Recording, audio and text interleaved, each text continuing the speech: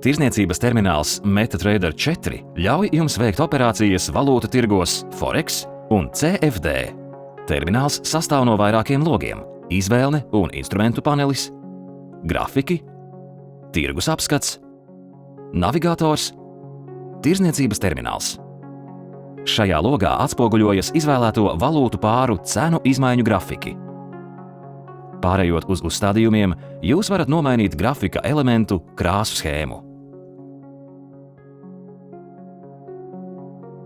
Logā Tirgus apskats jūs varat iepazīties ar informāciju par ārpus biržas instrumentu pirkšanas un pārdošanas cenām uz esošo brīdi, kā arī apskatīties tiku grafiku katram no tiem.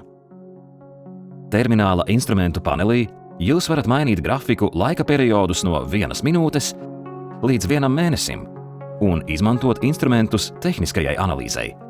Izvēlēties laika periodu, uzstādīt pretestības un atbalsta līmeņus un tā tālāk.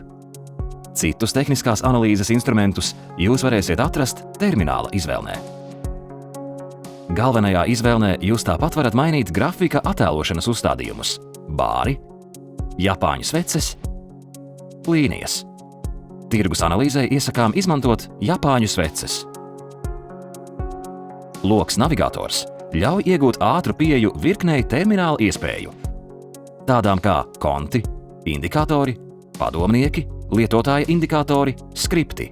Atsevišķu video par darbu ar logu Navigators jūs varēsiet atrast mūsu kanālā.